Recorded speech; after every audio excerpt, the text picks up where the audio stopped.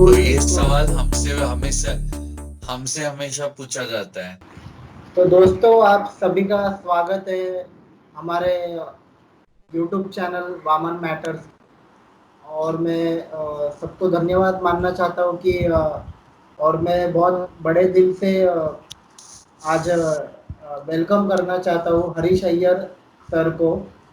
Sir ने उनका बहुत मूल्यवान वक्त दिया और इनकी ये बात है कि ये पूरे एलजीबीटीक्यू कम्युनिटी की आवाज़ है पूरी दुनिया में और पूरे पूरे के पूरे भारत और विश्व में। और इन्होंने बहुत कुछ काम किया है एलजीबीटीक्यू समाज के लिए। बाल यौन शोषण पे भी उन्होंने बहुत कुछ काम किया है। सर, तो मैं पहले आपके बहुत आभार मानता हूँ कि आपने आपका वक्त दिया है, इतना महत्वपूर्ण वक्त। और मैं पूरा प्रयास करूँगा आपके वक्त को न्याय देने को और लोगों के भी वक्त को न्याय देने को। तो मैं पहले ये कोट करना चाहूँगा।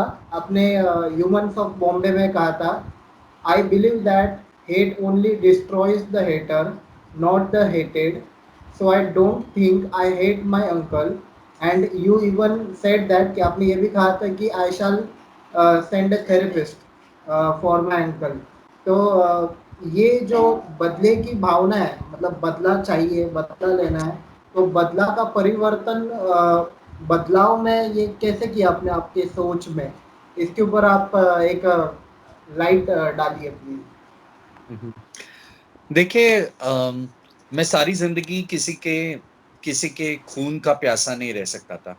मैं सारी जिंदगी ये सोच में नहीं बिताना चाहता था अम, कि मैं बुरा हो गया हूं, यानी कि मेरे अंदर इतने बदले की भावना आ गई है कि मैं किसी की मौत के बारे में सोच रहा हूँ। तो यानी कि उसने जो मेरे साथ जो गलत किया, उसकी वजह से मैं इतना बिगड़ गया हूं कि मैं किसी के मौत के बारे में सोच रहा हूं। तो ये इस बात से मुझे घिन आती थी। तो मुझे कभी भी, मतलब मुझे याद है, मुझे कभी भी ये महसूस नहीं हुआ कि मैं उसको मारूं या उसको पीटूं या उसको चौराहे पे लेके जाके उसका उसका तिरस्कार करूं।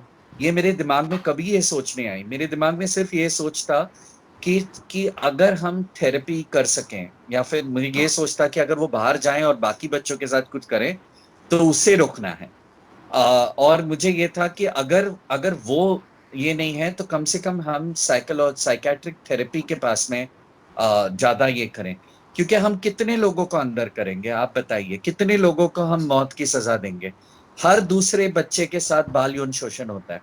यानी कि हर चौथा या हर पांचवा आदमी शोषित शोषण करता है।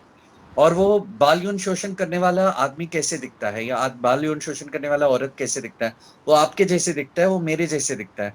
वो मेरे भी माँ बाप हो सकते हैं, वो मैं भी हो सकता हूँ, वो मेरे चाचा भी हो सकते हैं, मेरे काका भी हो सकते हैं, हर कोई हो सकता है। वो कोई हिंदी फिल्म में जैसे दिखाते हैं एकदम दरिंदा कोई नजर आता है, ऐसे कोई दरिंदा नहीं होता। वो हमारे जैसे लोग होते हैं। तो कितने, अगर हमारा ये है, मुद्दा ये है कि हम इस प्रथा को कैसे रोकें। ये जो प्रथा बन गई है, क्योंकि जब हर दूसरे बच्चे के साथ होता है तो इसको तो प्रथा मानेंगे ना हम। अगर ये प्रथा हो गया है तो प्रथा को कैसे रोकें? और सिर्फ कानूनी दांवपेच से ये प्रथा नहीं रोक सकती। ये सोच हमें लाना है, बदलाव लाना है हमारी सोच में। और बदलाव लाना, परिवर्तन लाना है हमारे न्याय के, जैसा न्याय है उसमें परिवर्तन लाना है। हमें रेफॉर्मेटरी जस्टिस चाहिए। हमें सिर्फ जो हमारे साथ गलत करता है उसको कड़ी से कड़ी सजा दें तो सब कुछ ठीक हो जाएगा। ये हमारी भूल है, क्योंकि उससे कुछ ठीक नहीं होगा। हमें रेफॉर्मेटरी चाहिए, जहां पे हम लोगों को बदल सकें, बदलाव ला सकें और समाज को बदल सकें। पॉलिटिकल रिप्रेजेंटेशन हर एक समाज को अपने देश में प्रॉपरली मिलना चाहिए। और तो आपका जो ये समाज है, मतलब ये हमारा ही समाज कहना चाहिए, इनके पॉलिटिकल रिप्रेजेंटेशन के लिए क्या सोचा आपने? आपका क्या आइडिया है? मतलब ये कैसे देखते हैं आप इस चीज़ को? मुझे लगता है कि हर कोई पॉलिटिक्स में मैंने भी घुसने की कोशिश की, मगर मैंने ये जाना कि ये वो दाव पेच मेरे बराबर का नहीं है। और मैं इतना सत्यवादी हूं कि मैं पॉलिटिक्स नहीं खेल पाऊंगा। तो मैंने तो बट ये बहुत इंपॉर्टेंट है कि हम हर प्रांत के, हर जगह के, हर सेक्सुअलिटी के, हर जेंडर के, हर भाषा के और हर हर तरीके की विविधता हम पॉलिटिक्स में ले आए, ताकि ताकि कोई ये ना कह सके कि मेरा रिप्रेजेंटेटिव वहां पे नहीं है। क्योंकि अगर हम, जैसे हम सैनिटरी पैड्स के बारे में जब बात कर रहे थे, सैनिटरी पैड्स में 28% का टैक्स था एक समय पर। और क्यों टैक्स था? क्योंकि वहां पे अगर आप देखा जाए तो आधा से ज्यादा मिनिस्ट्री मर्दों से भरी थी। तो मर्द कहाँ समझ पाएंगे? भले ही मर्द में ममता है, मगर मर्द को पीरियड्स तो नहीं होता ना, तो वो कहाँ इस हद तक कैसे समझ पाएंगे? तो ये इम्पोर्टेंट है, ये काफी अनिवार्य है कि हम सही लोगों को सही हर तरीके का रिप्रेजेंटेशन रखें। तो एलजीबीटी का रिप्रेजेंटेशन रखें, सर्वाइवल्स का रिप्रेजेंटेशन रखें, हर जेंडर का रिप्रेजेंटेशन रखें। तो ये हर जात का, हर मजहब का रिप्रेजेंटेशन रखें। तो ये बहुत अनिवार्य है।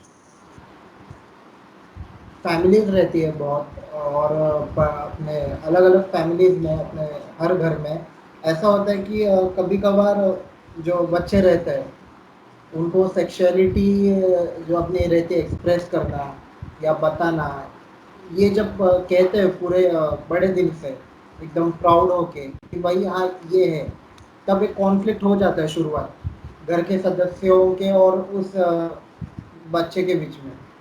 तो ये कॉन्फ्लिक्ट कैसे ना हो और उसके लिए क्या करना चाहिए, या कोई या परिवर्तन कैसा हो इस जगह पर?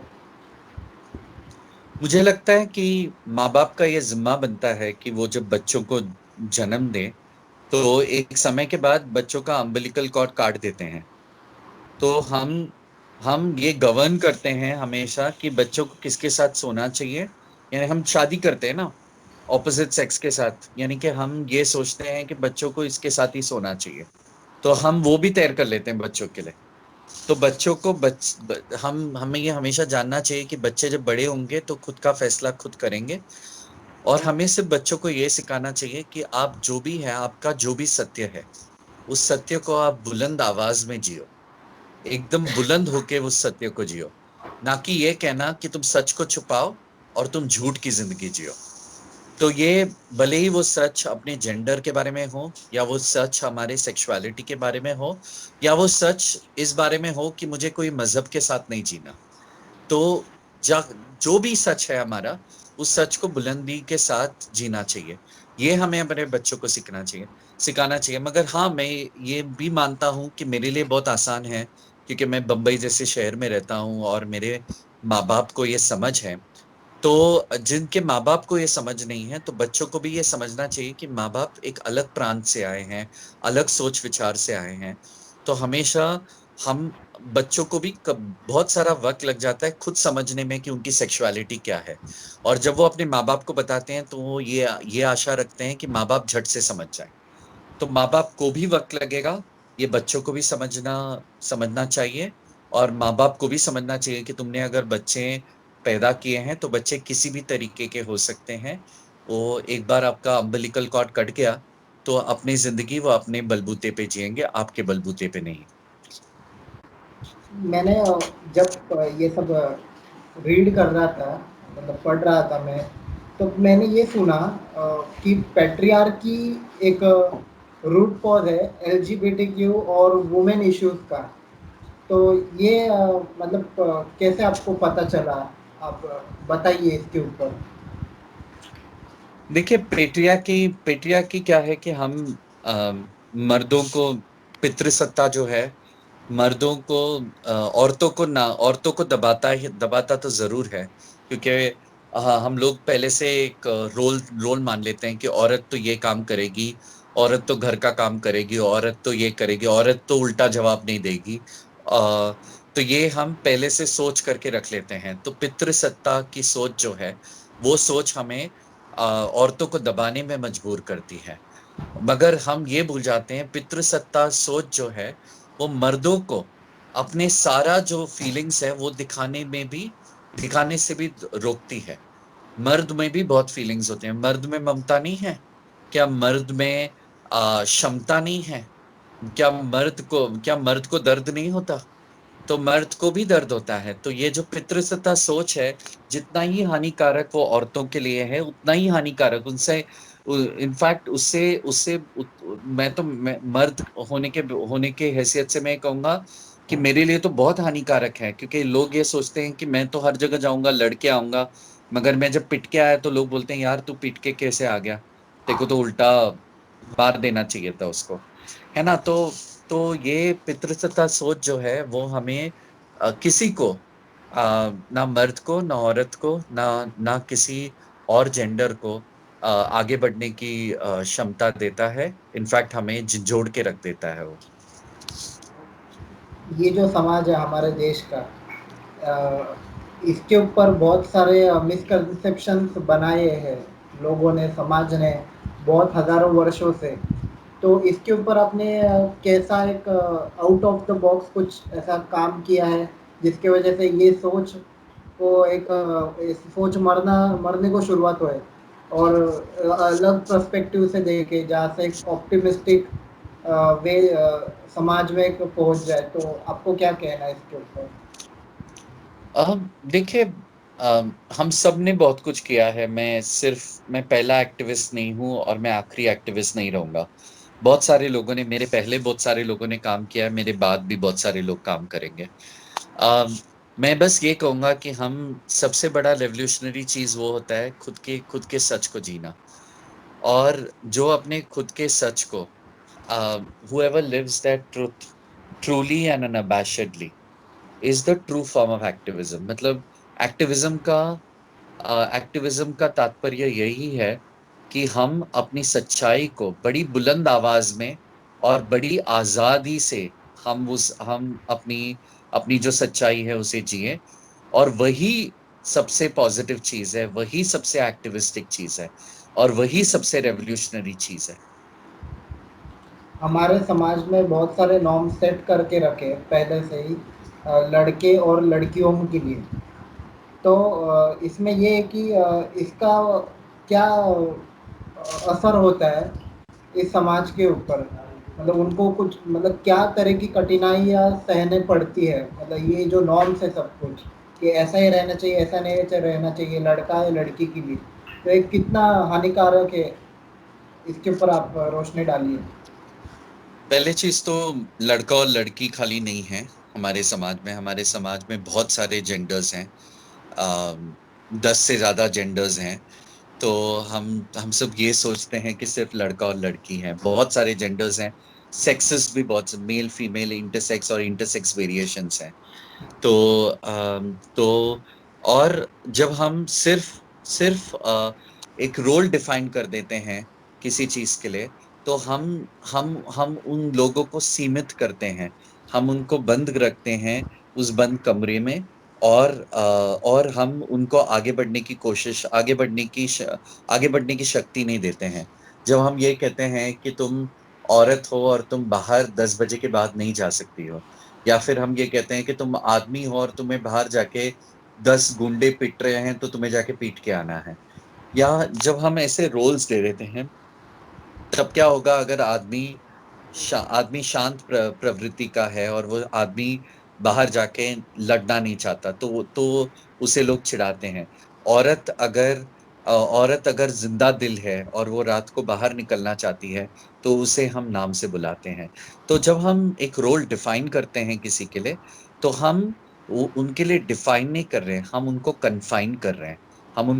हम उनको आजादी नहीं दे रहे हैं, हम उनको बंद कर रहे हैं हमारी छोटी सी सोच में।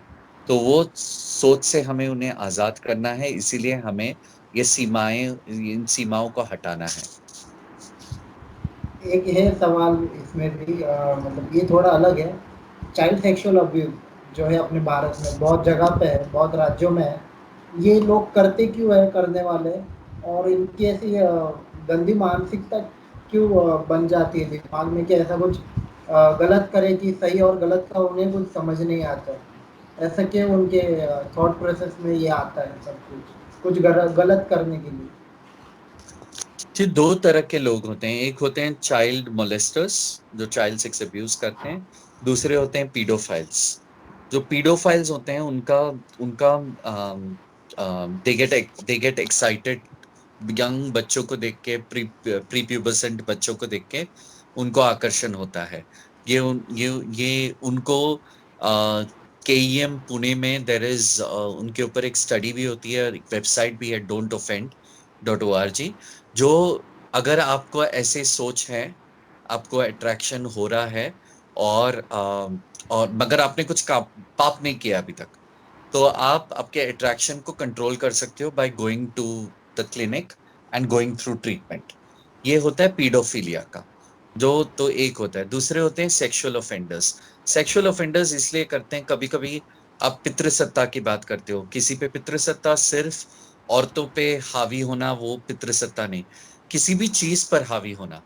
तो हम ये सोचते हैं कि जो चाइल्ड मोलेस्टर्स होते हैं उनको लगता है कि रेप क्यों करते हैं, चाइल्ड मोलेस्टेशन क्यों करते हैं। रेप सिर्फ सेक्सुअल डिजायर के लिए नहीं करते हैं, रेप कभी इसलिए करते हैं, चाइल्ड सेक्सुअल अब्यूज इसलिए होता है क्योंकि उनको ये दिखाना है कि मैं किसी पे रोक लगा सकता हूँ, रोक जमा सकता हूँ। तो बहुत बार सेक्सुअल डिजायर्स के लिए नहीं होता ये, बहुत बार। और जब हम देखते हैं कि कोई हमसे कम क्या बोलते हैं, अ, कम ताकतवर है, तो हम उन पे रोक जमाने की कोशिश करते हैं। तो चाइल्ड सेक्सुअल अब्यूज को रोकने का तरीका सिर्फ एक है, हम एक तो कभी ऐसा नहीं होगा कि हम 100% एक भी बच्चा का अब्यूज ना हो, या एक भी औरत या आदमी का रेप ना हो, ये तो, या फिर एक भी ट्रांस पर्सन का रेप ना हो, ऐसा तो कभी नहीं होगा। मगर हम ये जरूर कह सकते हैं कि एजुकेशन और अवेयरनेस के साथ एक हम चीजों को कम कर सकते हैं। दो, अगर चीजें हुई हैं किसी के साथ, तो उसका जो आफ्टर इफेक्ट है, उसको हम उसको उसको हम ज्यादा डेवेस्टेटिंग ना बना के उसे हम ठीक कर सकते हैं। कौन से आप कंट्री का ऐसे एक मॉडल देना चाहते हो कि जहाँ पे चाइल्ड मोलेस्टेशन बहुत कम हो गया है, और अपना मुझे जो ये एलजीबीटी की समाज है, वहाँ पे भी उनको प्रॉपरली आज़ादी, ये सब हक है जो वो करना चाहते हैं चीज़ें, उनको जो ज़िंदगी में वैल्यू देती है। तो ऐसे कौन से कंट्री का मॉडल अपने देश ने एडॉप्ट करना चाहिए, आपको लगता हो? वैसे तो बहुत वैसे तो बहुत सारे कंट्रीज हैं, ताइवान ताइवान है, कनाडा है, and some parts of America, not the whole of America, some states of America. Then तो ऐसे बहुत सारे कंट्रीज हैं जो एलजीबीटी के लिए बहुत ये हैं। चाइल्ड सेक्स अब्यूज के बारे में नेदरलैंड्स में बहुत सारी स्टडीज होती हैं। अम, तो चाइल्ड सेक्स अब्यूज में उनके पॉलिसीज बहुत अच्छे हैं। मगर मगर मैं ये जरूर कहूंगा कि अ, ऐसा नहीं है कि स्टैटिस्टिक्स यहाँ पे बहुत कम स्टैटिस्टिक्स हैं। एक भी बच्चे के साथ कुछ गलत हो रहा है तो वो अलार्मिंग होना चाहिए। हम हमेशा नंबर्स में देखते हैं और सोचते हैं कि यार इसके नंबर्स अभी कम हो गए हैं तो हम खुश हो जाएं।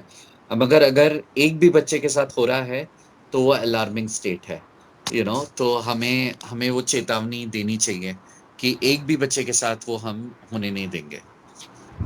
फिल्म कहे, सिनेमा कहे, या टीवी सीरियल्स कहे, वेब सीरीज कहे, वहाँ पे भी हमारे देश का जो एलजीबीटी क्यू समाज है, वो भी आगे आना चाहिए बहुत, और वो भी बड़े बड़े किरदार करते वक्त दिखना चाहिए।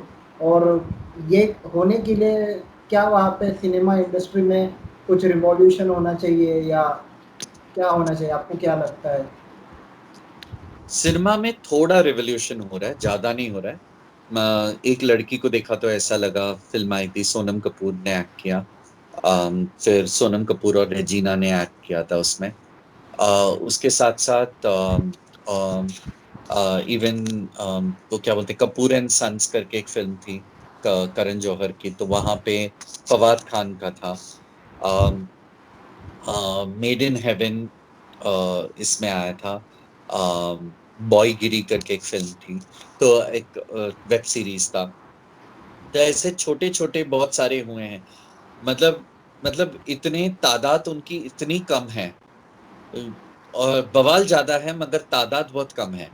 तो हमें चाहिए कि हम ये नहीं चाहते हैं कि शुरुआत से अंत तक सिर्फ एलजीबीटी कैरेक्टर्स हो। हम तो ये चाहते हैं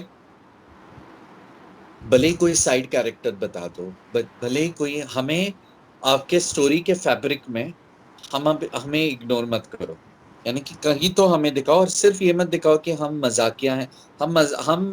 हम मजाकिया जरूर हैं, मगर हम आपके मजाक का साधन नहीं बनना चाहते। यू नो हम हम अब खुद हमसे आके बात कीजिए। हम इतने सीरियस बात, हर कोई इतना सीरियस बात नहीं करता। हमें से हर कोई, बहुत सारे लोग हैं जो बहुत मजाकिया हैं, मगर आ, हमें सिर्फ हमारा मजाक मत उड़ाओ। क्योंकि हम आ, अगर स्टोरी स्क्रिप्ट में है, आप हेट्रोसेक्सुअल का मजाक उड़ाओगे तो उतना ही मजाक हमारा भी उड़ाओ, मगर हम पे एक एक्स्ट्रा मजाक उड़ा के और हमारे साथ हमारा तिरस्कार मत करो, हमें इंसल्ट मत करो। बस यही हम आशा रखेंगे फिल्म इंडस्ट्री से। आप कुछ किताबें या बुक्स कुछ ऐसे रिकमेंड करना चाहते हैं जो आपको लगता है कि लोगों ने मतलब रिगार्डलेस ऑफ एनी एज सब लोग ने रीड करना चाहिए, या मस्ट मस्ट रीड बुक्स है, ऐसा कुछ आपके पास हो? अगर आप माँ बाप हो तो एक बुक है, now that you know. Now that you know करके एक बुक है। एंड तो वो बुक है।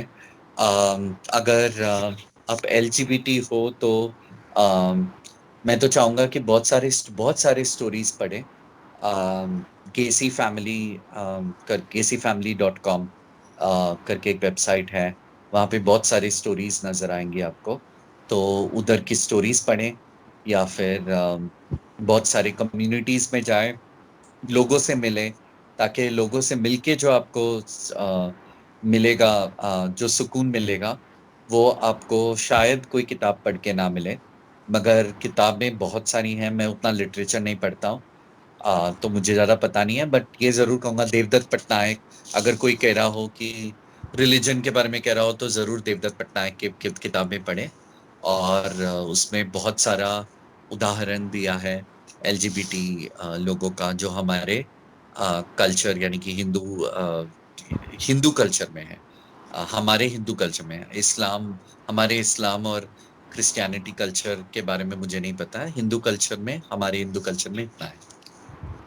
आपके दिल में इतने साल से रहेगा कि सरकार ने कुछ नए लॉज लाना चाहिए, नए रेगुलेशंस, नई पॉलिसीज लाना चाहिए, जिसके वजह से जो अपना समाज है, एलजीबीटीक्यू समाज अपने देश का मेन स्ट्रीम में आए, मतलब बहुत आगे जाए, तरक्की करे।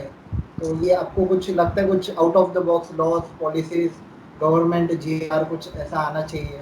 कुछ सजेस्ट एनीथिंग आपके दिल में कुछ हो? अभी फिलहाल सेक्शन 377 का रीडिंग डाउन तो हो गया है। इनफैक्ट मैंने भी मूव किया था सुप्रीम कोर्ट ऑन सेक्शन 377, तो उसमें हमें सफलता मिल चुकी है। दूसरा, हम ये चाहेंगे कि एंटी डिस्क्रिमिनेशन लॉ लॉ हो जाए। और उसके साथ साथ हर कोई लॉ मिले जो हेटेरोसेक्सुअल्स को मिलता है। प्रॉपर्टी राइट्स, मैरिज को भले ही आप सिविल यूनियन कहें या कुछ भी कहें, partnership rights, life partnership rights जो भी हैं, इंश्योरेंस राइट्स, और सारे राइट्स जो हेटेरोसेक्सुअल्स को मिलते मिलते हैं। मुझे नहीं लगता है कि किसी भी कारणवश हमें उससे वंचित रखना चाहिए। ये मतलब हरीश अय्यर सर अपने मतलब जब उनका खाली वक्त हो तो कौन से मतलब लोग जानना चाहते रहेंगे कि वो कौन से उनकी हॉबीज है, एक्टिविटीज है जो करते उनका स्ट्रेस कम हो सकता है और होता रहेगा काम से। ऐसे क्या आप प्रोडक्टिव चीज़ें या माइंड दिमाग को शांत करने वाली आप चीज़ें करते रहेंगे आपके इतने बिजी स्केड्यूल से, जो भी आपका वर्क रहेगा, वर्कोहॉलिक डे से कभी हम्म। प्लीज शेयर कीजिए। मैं मैं अपना जर्नल लिखता हूँ हर रोज। और मेरी काउंसलर है, तो मैं काउंसलर, हर मेंटल हेल्थ बहुत इंपॉर्टेंट है, तो मैं मेरी काउंसलर से बार बार बात करता हूँ। बहुत अच्छी मेरी काउंसलर है। तो उससे मैं आरती उसका नाम है, तो मैं उससे उससे अ, हफ्ते में एटलीस्ट 2-3 बार या कभी उससे भी ज्यादा बात करता हूँ। तो बहुत हेल्पफुल है। और मैं जानवरों के साथ वक्त बिताता हूँ। ये सोनिया है। ओहो। तो वो मेरे साथ ही रहती है हमेशा। तो मैं जब काम करता हूँ तो वो मेरे साथ आके मेरे काम का हिस्सा बनती है। तो हाँ, बहुत सारी ऐसी चीजें हैं जो हम करते हैं। कविताएं लिखता हूँ, बहुत सारे दोस्त हैं मेरे, तो दोस्तों से बात करता हूँ। कोई चीज हम सबका एक सेफ्टी नेट होता है। तो मेरा सेफ्टी नेट मेरे मेरे दोस्त हैं। एक एक कोई कोई है जिससे मैं बेइंतहा प्यार करता हूँ। तो उनसे अ, तो उनके साथ बात करता रहता हूँ, और उस तरीके से मेरा जो फ्रस्ट्रेशन है वो दूर हो जाता है। और हम सबके पास एक सेफ्टी नेट होना चाहिए, कुछ दोस्तों का, जिसके साथ आप कुछ भी डिस्कस कर सको। एक मैंने सुना था, मतलब जो न्यूज़पेपर्स में आया था और ऑनलाइन न्यूज़ में भी आया था कि एक आपने न्यू अपना ये ग्रूम देखने के लिए ये ऐड दिया था मैट्रिमोनी पे, मतलब वैसे एक बार वो हो गया था और उसके ऊपर ऊपर बहुत लोगों को आश्चर्यचकित हुआ था, धक्का लग गया था, कोई कोई लोग को सदमा लग गया कि ऐसे कैसे हो सकता है। तो आप ऐसे घटिया सोच को कैसे एक अच्छा मेडिसिन या कुछ शब्दों से बोलना चाहेंगे? ये देखिए, हम जिंदगी एक तरीके से देखते हैं। हमें यही लगता है कि आदमी है तो औरत से शादी करेगा करेगा, और औरत है तो आदमी से शादी करेगी। तो लोगों का रवैया बदलने में कभी वक्त लग जाता है, कभी सदियां लग जाती हैं। हमें तो सिर्फ 10 साल, कुछ 5-6 साल लगे।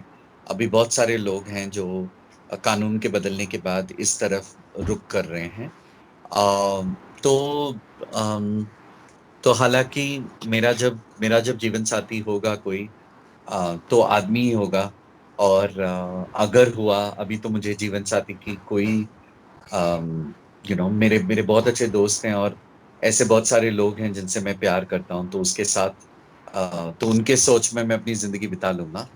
मगर शादी करने की मेरे को कोई परवाह नहीं है। मगर अगर मैं शादी करना भी चाहूँ, तो मुझे मुझे इस बात का कोई भी शर्म नहीं होगा ये बताने में, लोगों के सामने आके बताने में कि मैं किसी के साथ शादी कर रहा हूँ। अभी फिलहाल शादी करने का कोई इरादा नहीं है मेरा। हम्म।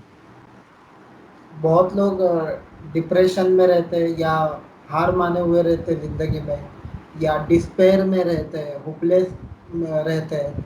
उनके लिए आपका क्या संदेश है, क्या आदेश है, या कोई आपका इंस्पिरेशनल मोमेंट ज़िंदगी का, या कोई विचार आप शेयर करना चाहते हैं?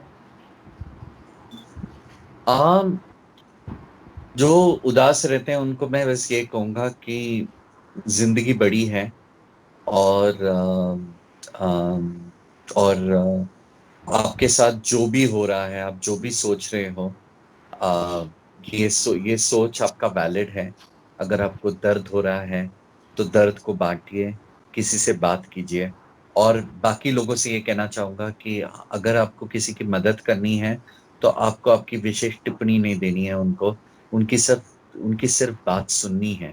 सुनने से जो लोग ठीक हो सकते हैं, सिर्फ सुनने से हम जितना ठीक कर सकते हैं। अगर हमने कान खोल के अगर हम सुन लें, तो इतना दुनिया बदल जाएगा। बिकॉज हमें सिर्फ जब जब हम अंदर से दर्द होता है और अंदर से हम आवाज लगाते हैं, और सहारे की आशा रखते हैं, तो सिर्फ हमें बस ये चाहिए कि वो उस वक्त कोई हमें कोई रवैया ना दे, बल्कि सिर्फ हमारी बातों को सुने।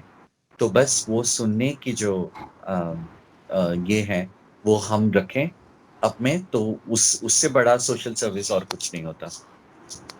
तो ये मेरा आखिरी सवाल है जहाँ पे मैं रुकूंगा।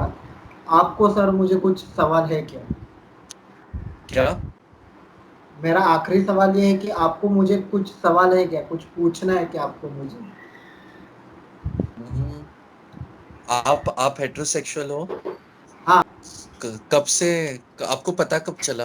अपने आप ना, जब तो स्कूल ये स्कूल सवाल हमसे हमेशा पूछा जाता है। तो मैं बस यही कहता हूँ कि आपको कब पता चला? जब आपको पता चला तभी मुझे भी पता चला।